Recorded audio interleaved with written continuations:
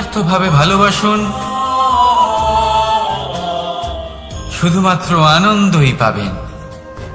তাহলে আসুন আমার সাথে নিঃস্বার্থভাবে ভালোবেসে বলুন, রাধা রাধা।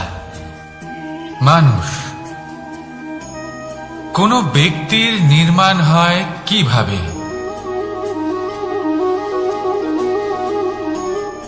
কেউ বলবেন পঞ্চতত্ত্বের দ্বারা, কেউ বলবেন আত্মা, দেহ ও চেতনার দ্বারা, কেউ বলবেন ঈশ্বরের কৃপার দ্বারা, তো কেউ বলবেন এই প্রকৃতির পরীক্ষার দ্বারা। না, বন্ধুদের পাশে থাকার অনুভূতি আমাদের রোগ নিরাময়ে সাহায্য করে। কখনো যদি আমরা নিরাশ হয়ে পড়ি, তখন যদি আমাদের কোনো আপনজন আমাদের দুটো ভালো কথা বলে, তখন আমাদের মনোবল বেড়ে যায়। ঠিক তেমন সংসারের এই রঙ্গমঞ্চে যদি আপনি পীড়িত অনুভব করেন,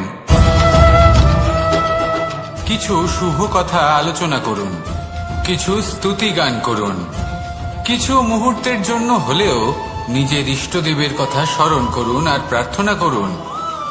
সাহস বাড়বে, শক্তিও বৃদ্ধি পাবে এবং সামনে এগিয়ে চলার পথও দেখতে পাবেন। তখন এই মন প্রসন্ন হয়ে বলবে, রাধা রাধা।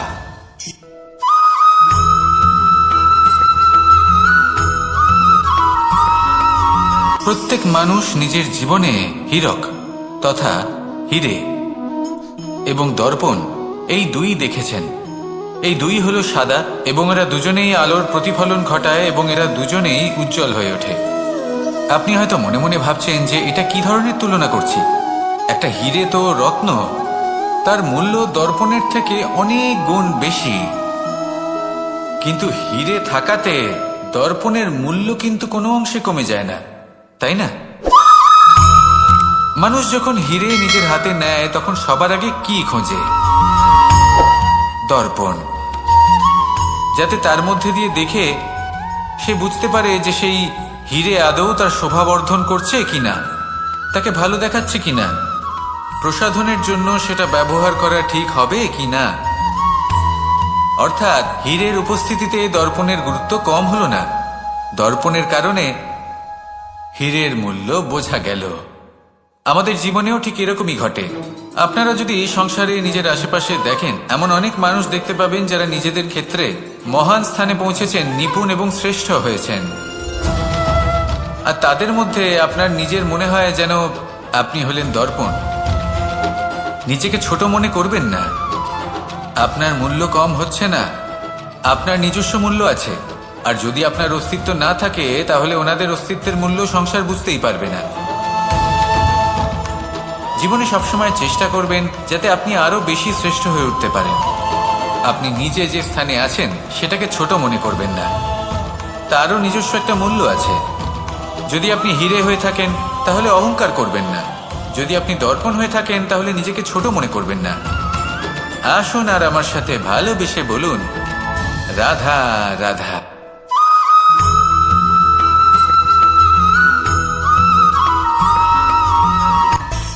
মানুষের মধ্যে একটা বিচিত্র প্রবৃত্তি থাকে, অন্য সকলের বিষয়ে, তাদের জীবনের বিষয়ে, তাদের ব্যক্তিত্বের বিষয়ে, তাদের ভবিষ্যতের বিষয়ে অনুমান করা। এটা হলো অনুচিত। কারোর অতীতকালকে দেখে লোকে ভবিষ্যৎ বলে দিতে পারেন, বর্তমানকে দেখে ভবিষ্যতের বিষয়ে অনুমান করে ফেলেন। উদাহরণ দিতে হলে বলবো, কোনো দাসকে দেখুন, ওকে দেখে লোকে বলে যে ওর ভবিষ্যৎ সেটাই হতে পারে, অনুমান করে ফেলেন। আর এই রাজাকে দেখুন, উনি তো কত সুখী হবেন, উনি তো জগতের সব থেকে অধিক সুখী মানুষ, কত সুখ সুবিধা আছে ওনার কাছে, ধারণা করে ফেলেন। তবে সত্য তো এটাই যে কারোর ব্যক্তিত্বের বিষয়ে, তাদের ভবিষ্যতের বিষয়ে আপনি পূর্ণ সত্য কখনোই বলতে পারবেন না, শুধু অনুমান করতে পারবেন। আর এই অনুমান করে সত্যি কোনো লাভ হয় না, কারণ এই কাল সেটা হলো অত্যন্ত শক্তিশালী।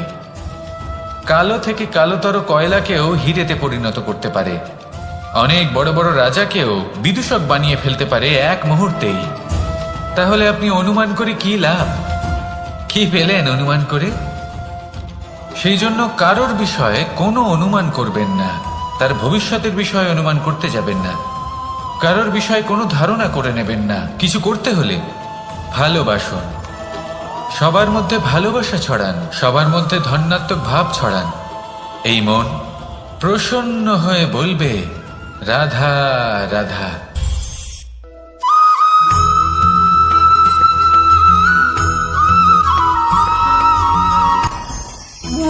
ভোজন। এবার ভোজন সংগ্রহ করার জন্য মানুষ কি না করেন, সব সময় চেষ্টা করতে থাকেন। ফসল উৎপাদনের জন্য অনেক পরিশ্রম করতে থাকেন, কিন্তু অনেক সময় অনেক পরিশ্রম করার পরেও ফসল ভালো উৎপাদন হয় না। এর কারণ কি? কারণ হলো এটাই যে আপনি পরিশ্রম হয়তো অনেক করেছেন, কিন্তু আপনার নজর তো সেই বীজের দিকে ছিলই না যা আপনি রোপণ করেছেন।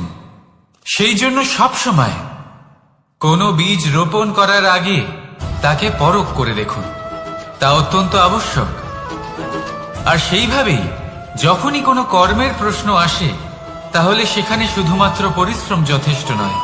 সেই কাজের প্রতি আপনার কর্তব্য কি, আপনার উদ্দেশ্য কি, সেটা জানা হলো অত্যন্ত গুরুত্বপূর্ণ। তাই কর্ম করুন, কিন্তু সেই কর্মের প্রতি আপনার যা উদ্দেশ্য তার মাহাত্ম্য বুঝতে চেষ্টা করুন। তাহলে আসুন আমার সাথে ভালোবেসে বলুন, রাধা রাধা।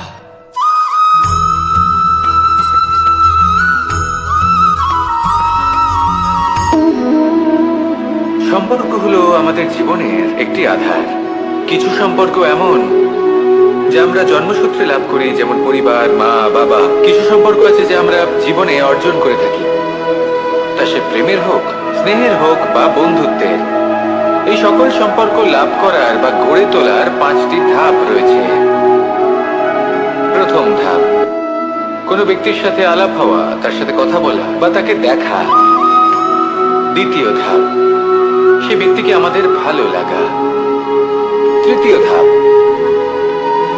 আমাদের এটা চাইতে শুরু করা যে জীবনে এই ব্যক্তি যেন আমাদের বন্ধু হন, আমাদের জীবনে থাকে, বা আমাদের কাউকে ভালোবেসে ফেলা। আর এটা আমাদের ভাবা বা চাওয়া যে সেই ব্যক্তি যেন আজীবন আমার সাথে থাকেন, আমার জীবনে আমার সাথী হয়ে। চতুর্থ ধাপ, লাভ করা। এবার এই ধাপটি অনেক মানুষের পক্ষেই খুবই সরল হয়, বড়ই সরলভাবে নিজেদের সঙ্গীকে লাভ করে থাকে। কিছু মানুষের জন্য এই ধাপ অত্যন্ত কঠিন হয়ে থাকে। অনেক প্রতিকূল পরিস্থিতির উপর জয়লাভ করে তারা সঙ্গীকে লাভ করেন, কিন্তু লাভ অবশ্যই করেন। এরপরে আসে পঞ্চম, অন্তিম এবং সব থেকে গুরুত্বপূর্ণ ধাপ। সেটা হলো সেই সম্পর্ক পালন করা। এটা হলো এমন এক বিষয় যা প্রত্যেক মানুষের শেখা উচিত। যদি ব্যক্তি নিজের জীবনে সম্পর্ক রক্ষা করতে শিখে যান, তবে প্রত্যেক সম্পর্ক তার জীবনকে স্বর্গ করে তুলবে। আসুন আর আমার সাথে ভালোবেসে বলুন, রাধা রাধা।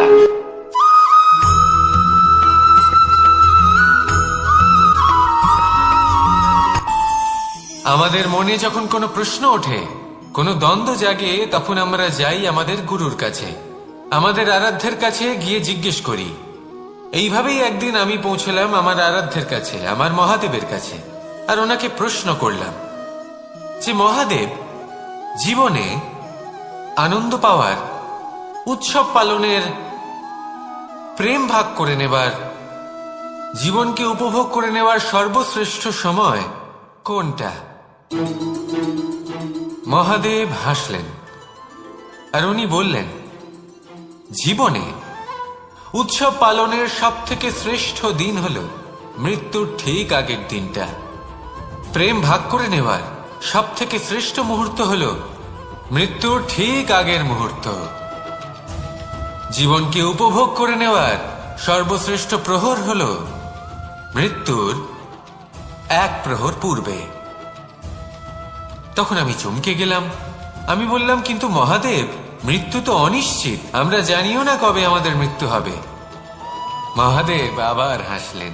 উনি বললেন যে যদি আমরা এভাবে জীবন কাটাই যে আমরা জীবনের প্রত্যেক দিন, প্রত্যেক মুহূর্ত, প্রত্যেক প্রহর শেষ বলে মনে করি, তাহলে আমাদের সমস্ত জীবন আনন্দের সাথেই অতিবাহিত হবে।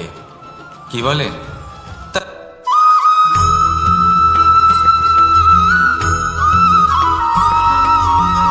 এই সংসারে কোনো বস্তু হোক বা ব্যক্তি হোক, তার একার গুরুত্ব কিন্তু খুব বেশি নয়। একটা উদাহরণ হিসেবে বৃষ্টির ফোঁটাকে ভেবে দেখুন। যদি একটি বৃষ্টির ফোঁটা হয় তাহলে তার খুব বেশি গুরুত্ব থাকে না, কিন্তু যখন সহস্র বৃষ্টির ফোঁটা মেঘের মধ্যে দিয়ে ঝরে পড়ে তখন সেটা বর্ষার রূপ ধারণ করে। সেই বর্ষা যা এই প্রকৃতিকে শান্ত করে। সেইভাবেই পাথরের ছোট টুকরো, তার খুব বেশি গুরুত্ব থাকে না, কিন্তু যখন অসংখ্য পাথরের টুকরো একত্রিত হয় তখন তা পর্বতের আকার ধারণ করে। সেইভাবেই কিছু মানুষ যখন একত্রিত হন তখন তৈরি হয় পরিবার, কিছু পরিবার যখন একত্রিত হয় তখন তৈরি হয় সমাজ, যখন অনেক সংখ্যক সমাজ একত্রিত হয় তখন তৈরি হয় রাজ্য। এবার এই রাজ্যের সবথেকে গুরুত্বপূর্ণ ব্যক্তি হতে পারেন রাজা, কিন্তু তাও সেই রাজা একা কিছু করতে পারেন না। যুদ্ধ লড়ার সময় তারও নিজের সৈন্যদলকে প্রয়োজন পড়ে। কিন্তু এই সংসারে এমন একজন ব্যক্তি আছেন যিনি একাই সব কাজ করতে থাকেন, এবং সেই ব্যক্তি হলেন মা।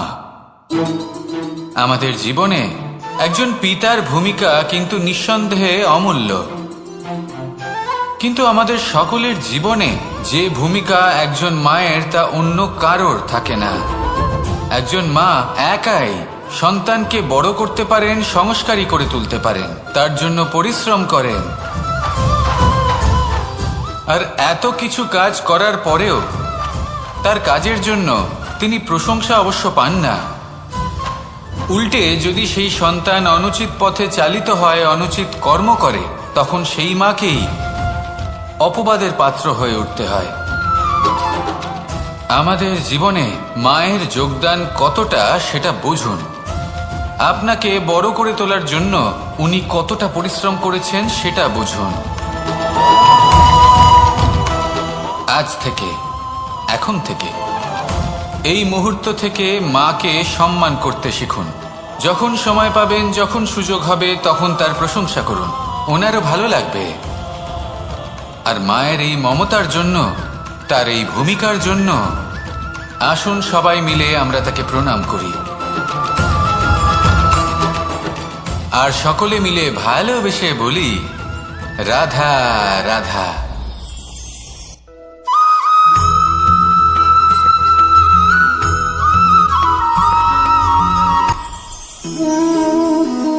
শক্তি এক অত্যন্ত বিচিত্র বস্তু, বা বলতে পারেন অনুভূতি। পিতা সবসময় চান যেন তিনি তার শক্তি পুত্রকে। আসুন আপনাকে সহজে বোঝাই।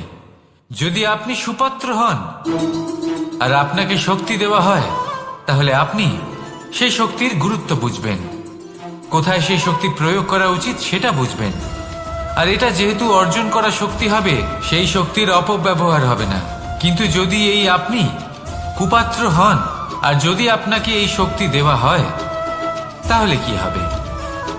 দেখতে গেলে এই শক্তি আপনি দান হিসেবে পেয়েছেন, তাই না আপনি এই শক্তির গুরুত্ব বুঝবেন, আর না এর প্রয়োগ আপনি জানবেন। তার অপব্যবহার হওয়া সুনিশ্চিত। তাই যদি আপনি কোনো শক্তি অর্জন করতে চান, তাহলে আগে তার যোগ্য হয়ে উঠুন। পুত্র নয়, পাত্র হয়ে উঠুন। আর আমার সাথে ভালোবেসে বলুন রাধা রাধা।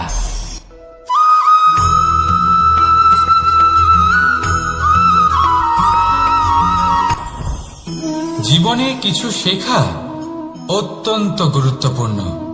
এবার কি কি শিখতে হবে সেই সব শেখানোর জন্য অনেক শিক্ষক রয়েছেন, কিন্তু কি শিখবেন না আর কি করবেন না, এটা আমাদের নিজের অভিজ্ঞতা দিয়ে শিখতে হয়। কিন্তু তার মানে এটা নয় যে যদি আপনাকে শিখতে হয় যে আগুনের তাপ কতটা, আপনাকে আগুনের মধ্যে হাত দিতে হবে। না, অন্য কারোর অভিজ্ঞতা দ্বারাও শিখতে পারেন। প্রশ্ন শুধুমাত্র একটাই যে আপনি কি শিখতে চান নাকি চান না। যদি আপনি এটাই ভাবেন যে আমি শুধুই নিজের অভিজ্ঞতা দ্বারাই শিখতে চাই, তাহলে জীবনকাল ছোট মনে হবে, অনেক কিছুই শিখতে পারবেন না। তাই নিজের সাথে সাথে বড়দের অভিজ্ঞতা দ্বারাও শেখা শুরু করে দিন। এই সংসারের অভিজ্ঞতা দ্বারা শিখতে শুরু করে দিন।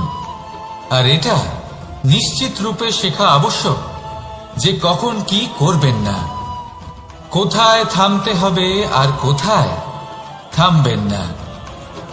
তাহলে আসুন আর আমার সাথে ভালোবেসে বলুন, রাধা রাধা।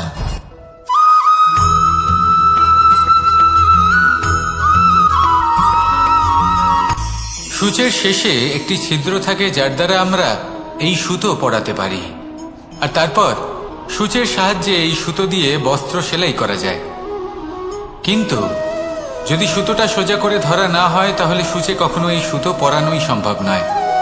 যদি এতে কোনো গিঁট পড়ে তখন তা কখনোই এই ছিদ্র দ্বারা প্রবেশ করা সম্ভব নয়। ঠিক এইভাবেই যদি আপনি কারোর জীবনে প্রবেশ করতে চান, কারোর অন্তরে প্রবেশ করতে চান, তাহলে আপনাকেও সহজ থাকতে হবে। এতে কোনো গিঁট থাকলে চলবে না, অর্থাৎ মনে যাতে কোনো মালিন্য না থাকে, যেন কোনো কুচিন্তা না থাকে। যদি এসব থাকে তাহলে আপনি কখনো কারোর জীবনে প্রবেশ করতে পারবেন না। আর যদি কোনোভাবে আপনি প্রবেশ করেও যান তাহলে তার মনে ঘর করতে পারবেন না। নিজেকে এই সুতোর মতন করে তুলুন, সহজ। মনে যেন কোনো কুচিন্তা না থাকে, সবার প্রতি যেন সদ্ভাবনা থাকে, শুভ চিন্তা থাকে। এমনটা করতে থাকুন। এমন একটা দিন আসবে যেদিন এই সমস্ত সংসারের ব্যক্তির মনে আপনি বাস করবেন, আর তখন এই মন প্রসন্ন হয়ে বলবে, রাধা রাধা।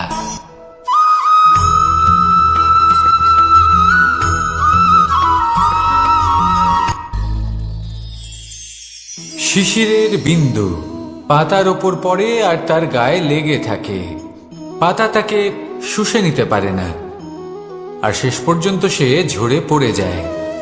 অন্যদিকে রয়েছে মেঘ এবং চাতক। এদের মধ্যে অনেক দূরত্ব থাকে। মেঘ থাকে আকাশে আর চাতক থাকে ধরিত্রীতে। কিন্তু যখন এই মেঘ থেকে বৃষ্টি ঝরে পড়ে, এই চাতক কিন্তু সেই জলই পান করে, নয়তো সে তৃষ্ণার্ত থেকে যায়। এবার অন্যদিকে দেখলাম শিশির বিন্দু আর পাতার এই সম্পর্ক। এরা খুব কাছাকাছি থাকে, ঘনিষ্ঠও থাকে। অন্যদিকে রয়েছে মেঘ এবং চাতকের সম্পর্ক, যাদের মধ্যে অনেক দূরত্ব থাকা সত্ত্বেও তারা খুব ঘনিষ্ঠ, তাই না? এই সারমর্ম খুব সরল। এই নৈকট্য, এই দূরত্ব, তা আপনার সম্পর্কে প্রভাব কিছুতেই ফেলতে পারে না। এই নৈকট্য, এই দূরত্ব, এসব হলো শুধুমাত্র মনের ব্যাপার। কখনো আপনি অনুভব করেছেন আপনি কারোর থেকে অনেক অনেক দূরে আছেন, অনেক দূরে আছেন, তাও সেই ব্যক্তির প্রতি আপনি টান অনুভব করেন। সেখানে আপনি কারোর সাথে প্রত্যেক দিন অতিবাহিত করেন, সমস্ত জীবন অতিবাহিত করেন, সব থেকে বেশি সময় তার সাথে অতিবাহিত করেন, তাও তার প্রতি সেই টান অনুভব করেন না। এই সংকেত হলো মনের দূরত্বের। তাহলে মনের এই দূরত্ব দূর করুন আর আমার সাথে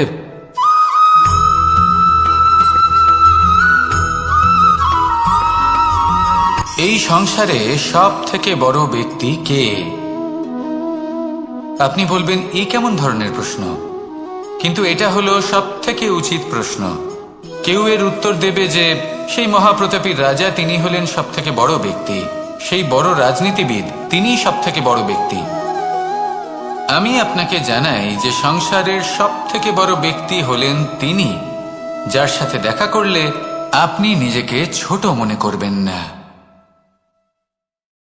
কোনো ব্যক্তি যিনি সব থেকে বেশি শক্তিশালী, আপনি যদি তার সামনে যান তাহলে উনি আপনার অন্তরের শক্তিকে বাইরে বের করে আনবে, আপনার অন্তরের লুকিয়ে থাকা শক্তিকে জাগ্রত করতে প্রেরণা প্রদান করবে। তিনি হলেন বড় ব্যক্তি, তিনি হলেন মহান ব্যক্তি। তিনি নন যিনি নিজের বল এবং ঐশ্বর্য দ্বারা আপনাকে তার সামনে ছোট প্রমাণ করবেন। এবং সেই জন্য মহাদেব আমার আরাধ্য হলেন আমার খুব প্রিয়। কারণ রাজা হোক বা ফকির, কেউ যদি ওনার সামনে যান তাহলে সে নিজেকে ছোট মনে করেন না। আপনিও যদি জীবনে অনেক বড় হতে চান তাহলে কাউকে কখনো নিজেকে ছোট মনে করতে দেবেন না। তার অন্তরে বড় হয়ে ওঠার প্রেরণা প্রদান করুন। আসুন আমার সাথে ভালোবেসে বলুন, রাধা রাধা।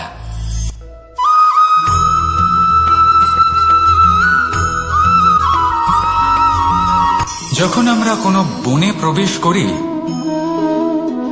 তখন এই সবুজ ঘাস দেখে, এই কোমল ঘাস দেখে আমাদের মন প্রফুল্ল হয়ে ওঠে। ভিন্ন ভিন্ন প্রজাতির ফুল, ভিন্ন ভিন্ন রঙের ফুল দেখে এই মন আনন্দে ভরে ওঠে। এখানে শিশুরা আনন্দ লাভ করে, বড়রা ভোজন গ্রহণ করেন, কথাবার্তা বলেন, হাঁটাহাঁটি করে বেড়ান।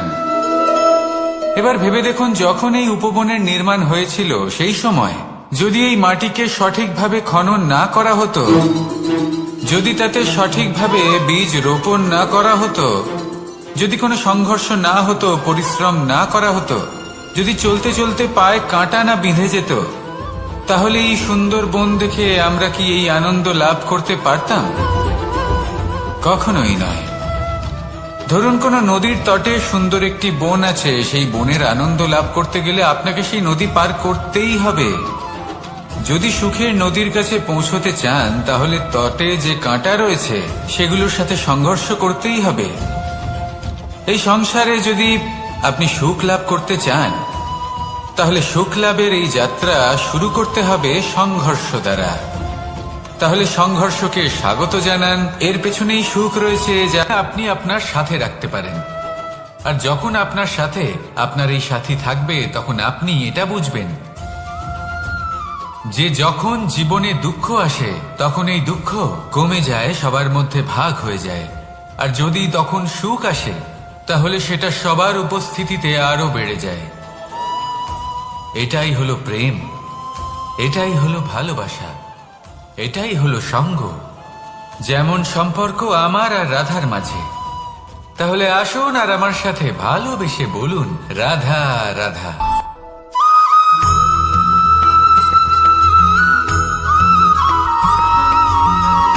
জীবন কিসের উপর নির্ভরশীল?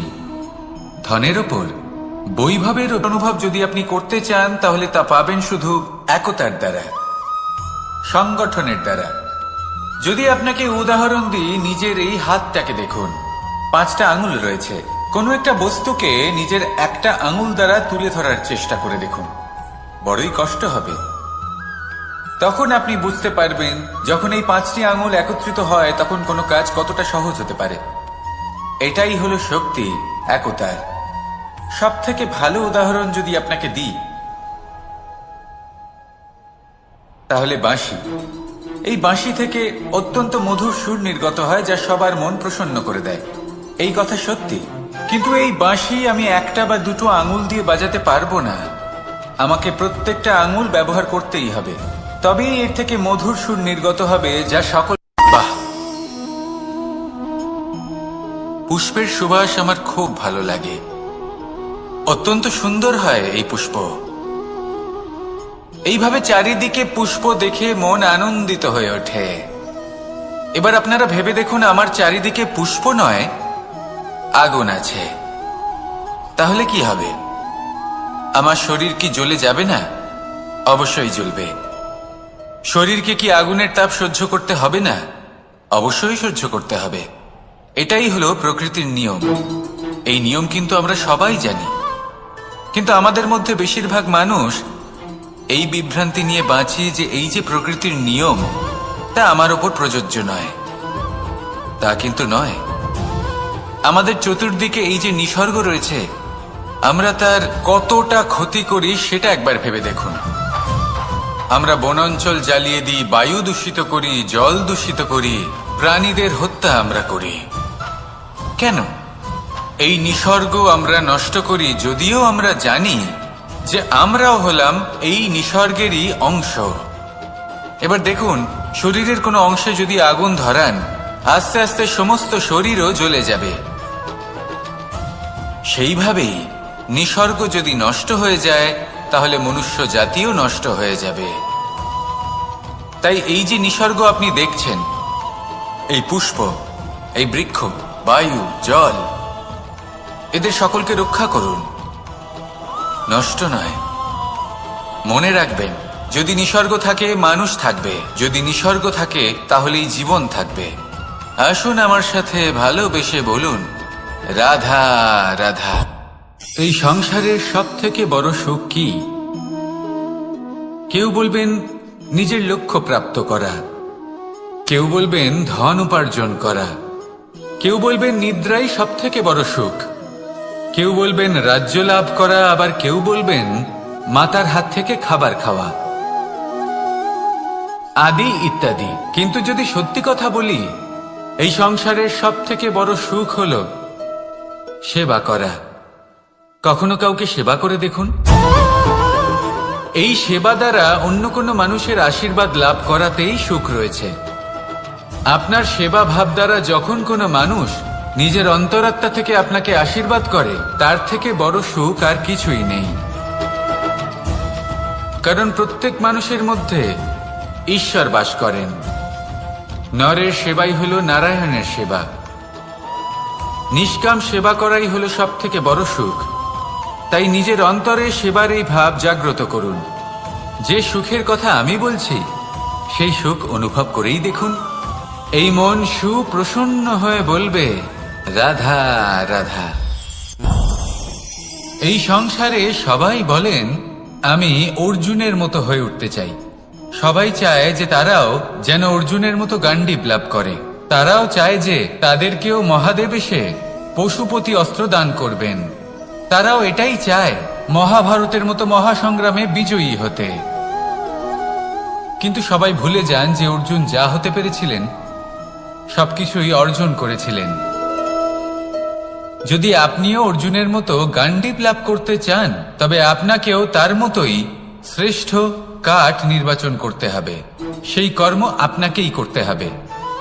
তার প্রত্যঞ্চা যাতে তীব্র হয়, তার জন্য আপনাকে সর্বশ্রেষ্ঠ দড়ি খুঁজে বের করতে হবে। আপনার বাণ যাতে ঘাতক হয়, সেই জন্য আপনাকে নতুন নতুন ধাতু খুঁজে বের করতে হবে। সেই শিক্ষা আপনাকে লাভ করতে হবে, তবেই আপনার ইচ্ছে পূর্ণ হবে। অর্জুন হওয়া বড়ই সরল, যদি আপনি কিভাবে অর্জন করতে হয় তা জানেন। শুধুমাত্র স্বপ্ন দেখেন যারা, তারা কখনোই অর্জন করতে পারবেন না। কিন্তু যদি কেউ অজ্ঞাতবাস ভোগ করতে পারে, যদি কেউ লাক্ষাগৃহ থেকে পালিয়ে বাঁচতে পারে, যদি কেউ কঠোর তপস্যা করতে পারে, প্রতীক্ষা করতে পারে এবং পরিশ্রমও করতে পারে, তাহলে সে অর্জুন অবশ্যই হয়ে উঠবে। যদি আপনি অর্জুন হয়ে উঠতে চান, তাহলে কর্ম করতে শিখুন আর আমার সাথে ভালোবেসে বলুন, রাধা রাধা। জীবন থাকলে লক্ষ্য অবশ্যই থাকবে। যদি লক্ষ্য থাকে, তার পথ অবশ্যই থাকবে। যদি পথ থাকে, তাহলে বাধা অবশ্যই থাকবে। আর এর উপরেই নির্ভর করে যে আমরা জীবনে সফল হব না অসফল, পুরস্কারের ভাগীদার হব নাকি তিরস্কারের। মনে করুন, আপনাকে একটা কাজ করতে হবে, আপনাকে পর্বতারোহণ করতে হবে, আর সেই পথের ঢাল আপনাকে একাধিকবার ফেলে দেবে। পাথর আপনাকে একাধিকবার আহত করবে। এই অবস্থায় কি করবেন? সাধারণ মানুষ বেছে নেয় প্রতিশোধ। সেই পর্বতকে নষ্ট করে দেওয়ার চিন্তা ভাবনা করে, তার ভিতকে নড়িয়ে দেওয়ার কথা ভাবে সেই মানুষ। কিন্তু তাই জীবনে প্রতিশোধ নয়, পরিবর্তন বাছুন। বদলা নয়, বদল বেছে নিন। আপনার বাধা আপনার বন্ধু হয়ে যাবে। রাধা রাধা। সমস্ত মানুষের জীবন কিছুটা সমান হয়। মানুষ জন্মগ্রহণ করে, তারপর চলতে শেখে, জীবনে এগিয়ে চলে, বার্ধক্য লাভ করে, তারপর সমাপ্ত হয়ে যায়। কিন্তু সেই ব্যক্তিরা কারা যারা প্রকৃত অর্থে মনুষ্য জীবন যাপন করেন? এনারা হলেন সেই ব্যক্তি যারা পড়ে গেলেও আবার উঠে দাঁড়ানোর চেষ্টা করেন, নিজের ভেঙে পড়া অস্তিত্বকে আগলে নিয়ে আবার একটা আকার দেওয়ার চেষ্টা করেন, ভগ্ন আশাকে আবার একটা নতুন দিশা দেন। অসফল হওয়ার পরেও থামেন না, আবার এগোতে থাকেন। অসফল হওয়ার পরে যদি আপনি থেমে যান, তাহলে সাফল্য আপনার সামনে অপেক্ষা করে, কিন্তু আপনি তা দেখতে পান না। তাই জীবনের সংঘর্ষে অংশগ্রহণ করতে শিখুন। জীবনের সংঘর্ষ থেকে পালাবেন না। আসুন আমার সাথে ভালোবেসে বলুন, রাধা রাধা। একবার একটা শেয়াল বনে বিচরণ করছিল। ও একটা ছোট্ট শাবক দেখতে পেল। ও ভাবলো, আজ একেই আমি খাবার হিসেবে গ্রহণ করব। আশেপাশে দেখলো কেউ দেখছে না তো, কেউ ছিল না। আর সেই শাবকের ওপর আক্রমণ করল, যা হলো একটা ঘোর অপরাধ। বনের নিয়ম অনুসারে আপনি কখনোই শাবকের ওপর আক্রমণ করতে পারেন না। তারপর এই খবরটা যখন রাজা সিংহ জানতে পারলেন, সভার আয়োজন করলেন। কিন্তু সেখানে শেয়াল বলল, আমি তো এরকম কিছু করিনি। কিন্তু যদি আপনি এরকম বলেন, কোনো প্রমাণ দিন, এর কোনো সাক্ষী আছে? তখন রাজা সিংহ পেঁচাকে ডেকে পাঠালেন, যে সেই মুহূর্তে বৃক্ষের শাখার ওপর বসেছিল। সে সব কিছু দেখেছিল। পেঁচা সব সত্যি কথা বলল, আর শেয়ালকে মৃত্যুদণ্ড দেয়া হলো। এবার এই কাহিনী আমি আপনাকে কেন শোনালাম? কারণ মানুষও কখনো কখনো এরকম কর্ম করেন যা শিয়াল করেছে। এটা ভাবেন কেউ দেখছে না, যখন আমি অনুচিত কর্ম করতেই পারি। কিন্তু না, আপনি যাই করুন না কেন, কেউ না কেউ অবশ্যই তা দেখছে। কোনো ব্যক্তি না হলেও কোনো প্রাণী, না হলে কোনো যক্ষ বা দেব বা প্রেত। যদি এনারা কেউ না দেখেন, তাহলে ধরিত্রী মাতা দেখেন, যেখানে দাঁড়িয়ে আপনি সেই কর্ম করছেন, তাই না? তাই একটা কথা সবসময় মনে রাখবেন, কে দেখছেন কে দেখছেন না সেই বিষয়ে ভাবা ছেড়ে দিন। এটা খুব সহজ কথা। আপনি যদি উচিত কর্ম করেন, উচিত ফল পাবেন। যদি অনুচিত কর্ম করেন, তাহলে আপনি অনুচিত ফল অবশ্যই পাবেন। সেই জন্য উচিত পথে চলতে থাকুন, উচিত কর্ম করতে থাকুন, আর আমার সাথে ভালোবেসে বলুন, রাধা রাধা। আপনি কখনো কোনো বাজকে নিজের বাসা বানাতে দেখেছেন? এই বাজ যখনই কোনো বাসা বানায়, তখন উঁচু গাছের ডালে বা কোনো পর্বতের শিখরে বাসা বানায়, অনেক উচ্চতায়। আর সেখানে তার সন্তানও জন্মগ্রহণ করে। যখন এই সন্তানেরা জন্মায়, তখন এই বাজ খুবই ভালোবেসে এবং খুব সাবধানে এদের পালন পোষণ করে। নিজের ঠোঁট দিয়ে তাদের ঠোঁটে খাবার পরিবেশন করে। কিন্তু যেই সেই সন্তানেরা হৃষ্টপুষ্ট হয়ে যায় এবং সেই কথা বাজ নিজে বুঝতে পেরে যায়, সেই বাজ নিজেই সেই বাসা ছিন্ন ভিন্ন করে দেয়। সেই সন্তান যাদের সবেমাত্র ডানা গজিয়েছে, কিভাবে উঠতে হয় তারা জানে না, সেই সন্তানগুলিকে উচ্চতা থেকে ঠেলে দেয়। সেই সন্তান প্রথমে ভয়ভীত হয়ে যায়। তারা সামনে মৃত্যুকে দেখতে পেয়ে ভয়ের কারণে তাদের ডানা ঝাপটাতে থাকে। আর সেই প্রক্রিয়াতেই সেই সন্তানগুলি উড়তে শুরু করে দেয়। এবার এই ঘটনায় আমরা কি শিক্ষা পেতে পারি? এটাই, যদি আপনি মাতা পিতা হন, তাহলে নিজের সন্তানকে অবশ্যই স্নেহ করুন, কিন্তু তাদেরকে নিজের আঁচলের তলায় বেঁধে রাখবেন না। যদি আপনি চান আপনার সন্তান জীবনে উন্নতি করুক, তাহলে নিজের মুঠো থেকে তাদের স্বতন্ত্র করে দিন। এই সংসারে সংঘর্ষ করতে দিন। সেই সন্তান নিজেই বুঝতে পারবে যে জন্মের সময় পাওয়া ডানা কি করে ব্যবহার করতে হয়।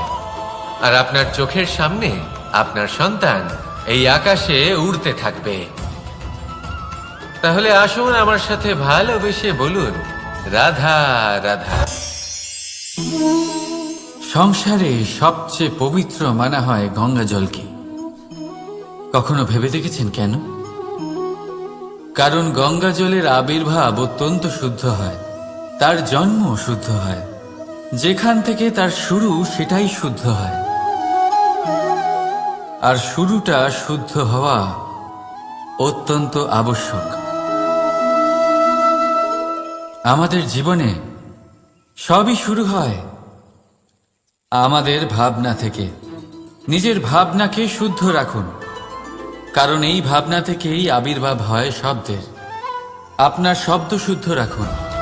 এই জীবনে নিজের ভাবনা শুভ রাখলে, শুদ্ধ করলে, আপনার মন সুপ্রসন্ন হয়ে বলবে, রাধা রাধা। মানুষ জন্মগ্রহণ করে, তার সাথে ভয়েরও জন্ম হয়। ছোটবেলা থেকেই আমাদের মনে কোনো না কোনো প্রকারের ভয় থেকেই যায়। কেউ এই বিষয়ে ভয় পায় যে তার কোনো বস্তু তার থেকে দূরে চলে যাবে। কেউ এই বিষয়ে ভয় পায় যে আমি নিজেকে হারিয়ে ফেলব। কেউ এই ভেবে ভয় পায় যে আমার প্রিয়জনেরা তারা যেন আমার থেকে দূরে না চলে যায়। কেউ এই ভেবে ভয় পায় যে আমরা যেন পথ না হারিয়ে ফেলি। আদি ইত্যাদি। কিন্তু সত্যি কথা বলতে ভেবে দেখুন, এই ভয় বাস্তবে কি? শুধুই একটা মনস্থিতি, আর কিছুই নয়। যা কিছু আপনি জীবনে পেয়েছেন তা একদিন আপনাকে হারাতে হবে। এই জীবন হলো আপনারই, কিন্তু তাও একদিন সমাপ্ত হবে। তাই ভয় পেয়ে কি লাভ? এই ভয় শুধু আপনাকে জীবন যাপন করা থেকে বাধা দিচ্ছে, আর কিচ্ছু নয়। পথ হারিয়ে ফেললেই বুঝতে পারবেন যে নতুন পথ কিভাবে বানাতে হয়। কিছু মানুষকে জীবন থেকে হারালে তবেই আপনি বুঝবেন যে আপনার আপনজনকে। এই ভয়ের কারণে ভীত হয়ে থাকবেন না। এই তারা নক্ষত্র অন্ধকারের অভাবে গুরুত্ব হারায়। শিবকেও মহাদেব হওয়ার জন্য বিষপান করতে হয়েছিল। প্রত্যেক পরিস্থিতি, প্রত্যেক সাফল্য আপনার পরীক্ষা নেবে। তাতে উত্তীর্ণ হওয়া হলো আপনার কর্ম। যখনই আপনি ভয় পাবেন বা সংকটের সম্মুখীন হবেন, তখন সাহসের সাথে তার সম্মুখীন হন। মনে রাখবেন, যে সম্মুখীন হতে জানে সাফল্য তার সাথে সবসময় থাকে। আসুন আর আমার সাথে ভালোবেসে বলুন, রাধা রাধা। আমাদের হাতটা দেখুন। এই হাতে 5টা আঙুল আছে, যা ভিন্ন ভিন্ন ধরনের। একরকম কেন নয়? কারণ হলো প্রত্যেকের নিজের নিজের গুরুত্ব আছে, নিজের নিজের মাহাত্ম্য আছে। এরা ভিন্ন, তাই একত্রিত হয়ে মুষ্টিবদ্ধ করা সম্ভব, যার দ্বারা আমরা আত্মরক্ষাও করতে পারি, আবার আক্রমণও করতে পারি। যদি 5টি আঙুল সমান হতো তাহলে মুষ্টিবদ্ধ হতে পারত না, নিজেদের মধ্যে বিভ্রান্তির সৃষ্টি করত। এবার এরকমই কিছু আমাদের সংসারেও হয়। আমাদের দেশ, যেখানে একটি ভূমির ওপর ভিন্ন ভিন্ন ধর্মের মানুষ বাস করেন, ভিন্ন ভিন্ন জাতি, ভিন্ন ধর্ম, ভিন্ন ভাষা। কিন্তু যদি আমরা এটা ভাবি যে কিভাবে এই দেশকে কল্যাণের পথে নিয়ে যাওয়া যায়, কিভাবে এর বিকাশ করা সম্ভব, তাহলে আমাদের একত্রিত হওয়া শিখতে হবে।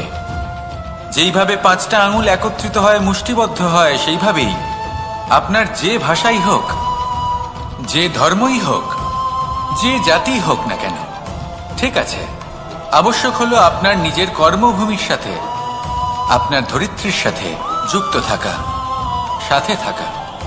তবেই দেশের উন্নয়ন সম্ভব।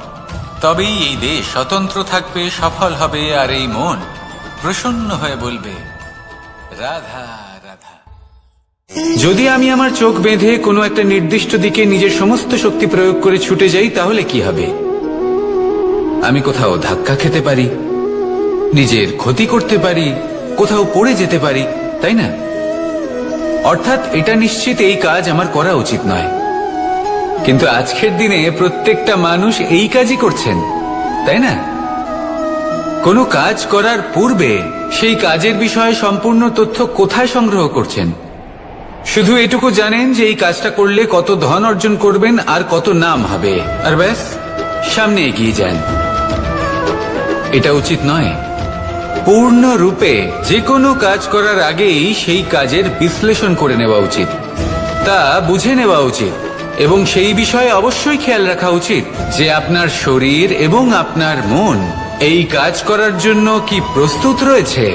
যদি তা না হয়, তাহলে প্রথমে নিজেকে শুধরে নিন, তারপরে সেই কাজ করুন। যদি এইভাবে জীবনে সামনে এগোন, তাহলে সাফল্যের সম্ভাবনা জীবনে অনেক বেশি বেড়ে যাবে। তাহলে এটাই করুন, আর আমার সাথে ভালোবেসে বলুন, রাধা রাধা। এই সংসারে সাফল্য লাভ করার জন্য জ্ঞানের প্রয়োজন হয়, পরিশ্রমের প্রয়োজন হয়, দৃঢ় নিষ্ঠার প্রয়োজন হয়, নিরন্তর চেষ্টা করা প্রয়োজনীয়। কিন্তু আরো কিছু আছে যা অত্যন্ত প্রয়োজনীয় এবং গুরুত্বপূর্ণ। তা হলো ভালো বন্ধু। তাদের থাকা অত্যন্ত প্রয়োজনীয়। যদি ভালো বন্ধু থাকে, তাহলে সময় এলে তারা ঢাল হয়ে আপনাকে সুরক্ষা করবেন। সময় এলে অস্ত্রের মতো শত্রুকে সংহারও করবেন। যদি তিনি জ্ঞানী হন, তাদের মধ্যে সদ্গুণ থাকে, তাহলে এই সব গুণ আপনার মধ্যেও প্রবেশ করবে। তাহলে সাফল্যের জন্য ভালো বন্ধু পাওয়া অত্যন্ত প্রয়োজনীয়। কিন্তু শুধু বন্ধু কেন, ভালো শত্রুও থাকা প্রয়োজনীয়। এবার আপনি ভাববেন, এ আমি কি বললাম? যদি আপনার জীবনেও ভালো অর্থাৎ শক্তিশালী শত্রু থাকে, তাহলে আপনিও শক্তিশালী হতে থাকবেন। এই শত্রু আপনাকে প্রেরিত